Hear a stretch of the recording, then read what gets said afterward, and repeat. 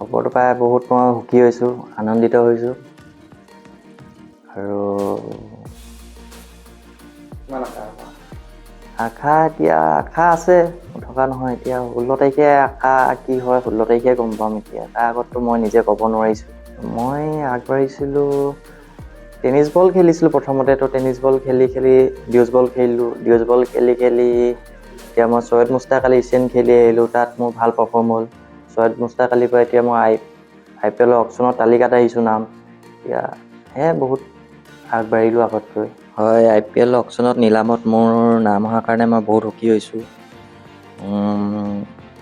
চবৰে আশীৰ্বাদৰ কাৰণে মই ইমানখিনি সফল হৈছোঁ ৰাইজৰ।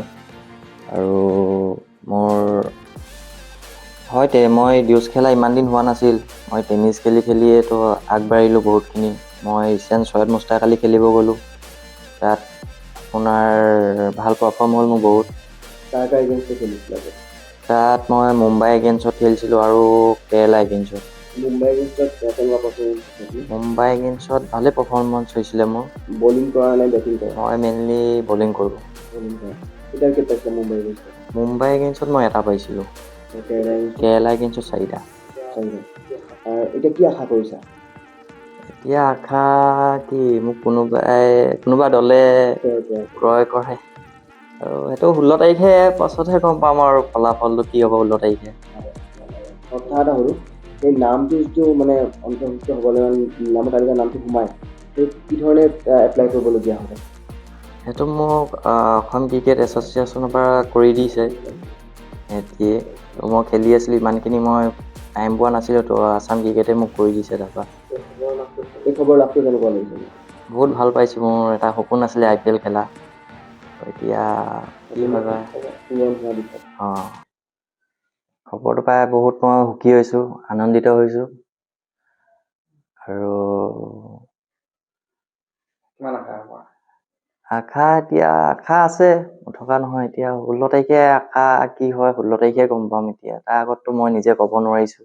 মই আগবাঢ়িছিলোঁ, টেনিছ বল খেলিছিলোঁ প্ৰথমতে। টেনিছ বল খেলি ডিউজ বল খেলিলোঁ। ডিউজ বল খেলি এতিয়া মই ছৈয়দ মুস্তাক আলী এছিয়ান খেলি আহিলোঁ। তাত মোৰ ভাল পাৰফৰ্ম হ'ল।